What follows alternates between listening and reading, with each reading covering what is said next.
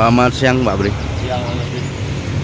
Bagaimana Pak Bri tanggapan jenengan sebagai Ketua LSM MAPAK dan Ketua Forum Peduli Guru Kabupaten Nganjuk tentang berita viral terkait pemotongan PIP itu Pak? Benar Mas Abid. Jadi ini di Kabupaten Nganjuk ini sedang rame-ramenya kasus pemotongan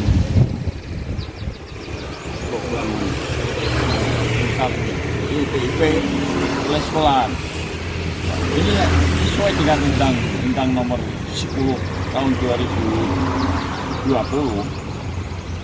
Jadi itu dilarang untuk memotong dana PIP itu.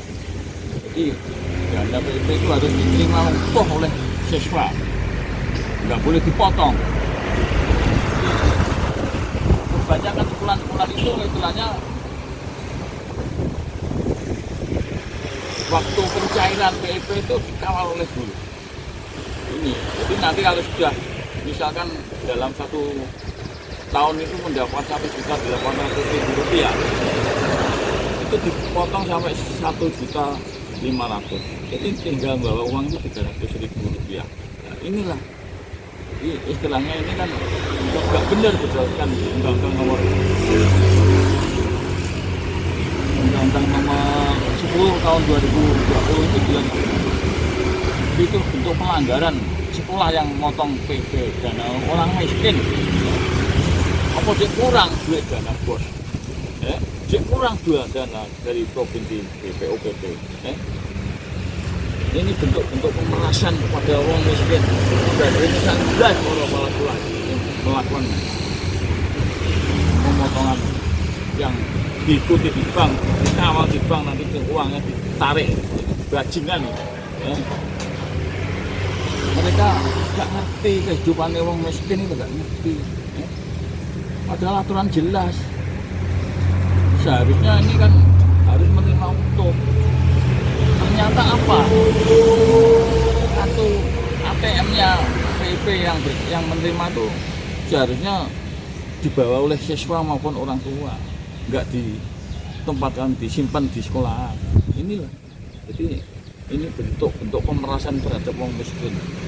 Seharusnya dari dana bos dan BPOPP ini sudah cukup untuk penyelenggaraan sekolah di tingkat SLTA maupun untuk SMA dan SMK di Jawa Timur ini.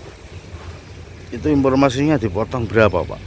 Yang beredar itu? Yang kemarin itu yang sedang viral di Nganjuk ini potong 1.500. Jadi uang 1.800.000 dipotong 1.500 untuk bayar SPP maupun bayar buku itu sebenarnya sudah tidak boleh, tidak diperbolehkan. Inilah lakusnya kepala sekolah tingkat SMA dan SMK di Nganjuk seperti ini. Jadi hal biasa sebenarnya sudah berjalan lama, nggak harus baru sekarang ini saja. Tiap tahun dengan Undang-Undang Nomor 10 tahun 2023 tentang sistem pendidikan nasional. Jadi wong gak duwe itu harus mendapatkan pelayanan pendidikan yang sama. Jadi istilahnya pemerintah menjamin pendidikan bagi orang-orang yang ekonominya tidak mampu. Jadi kalau istilahnya orang miskin misalnya masih ditarik bayar SPP, sumbangan-sumbangan ini memang bentuk-bentuk maling. Jadi istilahnya mereka nggak pernah membaca aturan-aturan seperti itu.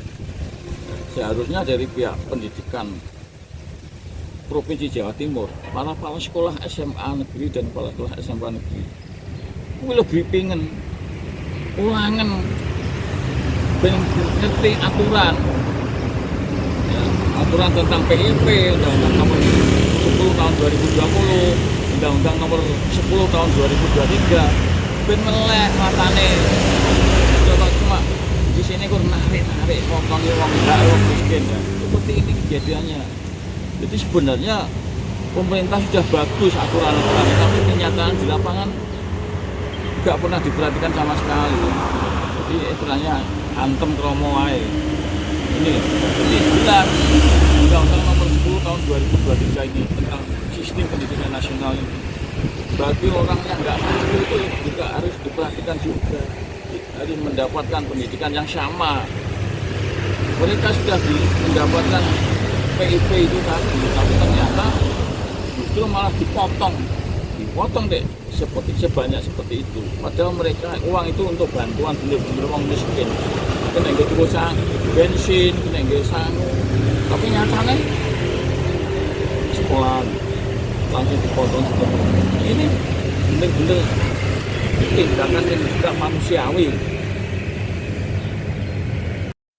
Ini ada lagi peraturan Presiden nomor 87 tahun 2016 tentang satuan tugas sapu bersih pungutan liar, kabar pungli. Nah ini tugasnya termasuk pemotongan PIP ini termasuk pungli ini. Jadi ini segera dilaporkan saja dari pihak orang tua yang anaknya kemarin sudah mendapatkan PIP dipotong 1.500.000 ini masuk kategori ini pelanggaran umum. Peraturan Presiden nomor 87 tahun 2016 tentang satuan kabar pungli sapu bersih pungutan liar. Inilah, dan sudah ada semua aturan, sudah ada yang mengatur, tapi semuanya dilanggar oleh kepala sekolah. Nah inilah seharusnya seperti tadi, jadi di briefing kepala sekolah dan melek matanya, ada aturan yang bisa menjerat mereka. Sudah diatur sedemikian rupa oleh pemerintah, tapi kenyataannya di lapangan nggak pernah dipatuhi. Sesuai dengan Undang-Undang Nomor 31 Tahun 1999 yang sekarang sudah dirubah menjadi Undang-Undang Nomor 20 Tahun 2008 tentang tindak pidana korupsi. Jadi pemotongan PIP itu tadi bisa dikategorikan menjadi tindak pidana korupsi atau pungli pungutan liar. Ini bisa dipidana. Jadi untuk dana PIP itu nggak boleh. Jadi dipotong oleh oknum, oleh sekolah, oleh komite, untuk bayar buku, untuk bayar SPP, untuk membayar uang komite itu dilarang. Jadi anak itu harus bersih menerima sumbangan PIP sesuai jumlah yang diterima. Nggak boleh sekolah itu istilahnya motong dana PIP. Ini masuk korupsi juga ini, masuk tindak pidana korupsi, pungli. Ini bisa dipidana. Ini makan sing hati-hati sekolah. Coba rusak dulu dulu. Mau menegi nggak orang miskin. Jadi nggak boleh untuk bayar uang komite, uang sumbangan, uang seragam atau uang semuanya itu istilahnya nggak boleh dipotong. Jadi siswa itu harus menerima bersih. Sedangkan selama ini kartu ATM menerima PIP ini seharusnya harus dipegang oleh siswa maupun orang tua. Tapi nyatanya paling banyak itu yang istilahnya disimpan di sekolahan. Sewaktu-waktu cair dikawal oleh guru, oleh petugas dari sekolahan, dipotong langsung dipotong. Seperti minggu-minggu ini yang ada di Nganjuk. Itu mohonlah Kepala Dinas Pendidikan Provinsi, kepala sekolah Nusa Jawa Timur SMA dan SMA negeri ini, tolong itu didik, ya, ben beneh tentang aturan, gak ngawur sak gelem iki. Ini tindakan ini padha tindakan maling gawe wong miskin, bangsat iki jenenge. Terus harapan jenengan bagaimana, Pak? Ya, ini harus diproses dengan hukum yang berlaku.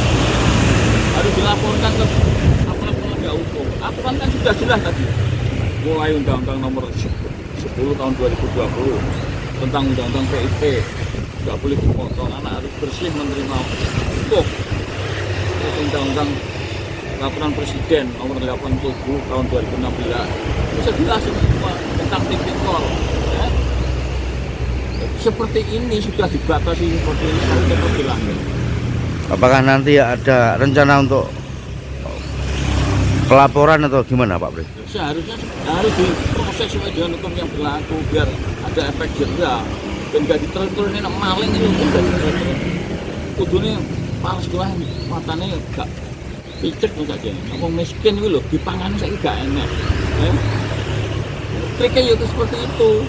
Jadi nanti waktu pencairan di bank, misalnya kemarin di bank BNI Warga yang ini dikamal oleh gurunya, dipotong langsung 1.500.000, karena nopo 300.000 lah ini loh. Jadi saya mohon kepada kepala dinas provinsi, dengan adanya kejadian ini, untuk khusus SMA dan SMK Negeri Jawa Timur, jangan sampai terjadi seperti ini lagi. Jadi ini kan merugikan orang miskin loh ya. Jadi pemerintah sebenarnya sudah bagus programnya, tapi maling ini kurang ajar. Nah ini perlu dirangkai, dijebloskan ke penjara para pelaku yang menyelenggarakan potongan PIP ini. Mohon kepada Ibu Gubernur Khofifah, sebenarnya jangan ngomong-ngomong setiap tahun ajaran baru mesti nanti kalau ada sekolahan, kepala sekolah mau jual seragam akan saya nonaktifkan deh. Oh ngomong buktikan. Ini loh setiap tahun seperti ini, kejadian seperti ini. Tak sama nggak becus jadi gubernur yang mundur aja.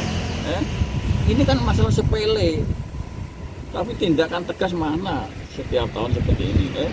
Ngomong-ngomong tuh buktikan. Tak kepala sekolah ada seragam ini dan pencatan tenang.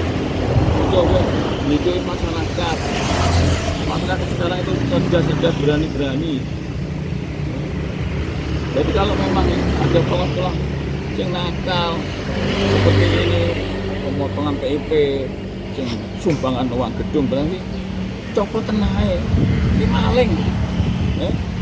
Uang gedung berarti nggak matanya picek loh ya di panggilan ini ngaret. Kok jarang bisa. Uang orang mikir ekonomi ini uang saiki semangat ya wis cukup seneng. Bola hancur jebul kayak ini ekonomi, pakai sing di PHK. Kok sih enek bantuan uang gedung, yang uang komite. Kamu nggak mampu rasa bayar. Tapi orang yang nggak mampu Jawa Timur ini khususnya nak ditarik sumbangan komite uang sing namanya SPP berang rasa bayar nggak mampu. Jadi akan ketemu namanya tak libatnya para asap pendidikan ya. Jadi istilahnya gak usah mau bayar, sak ikhlasmu bayar, sak mampumu.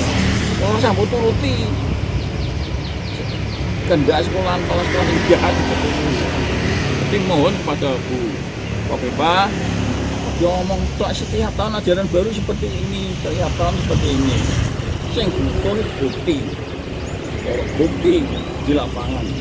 Ojo ngomong tok ae ora nek. Terus kan wujudnya.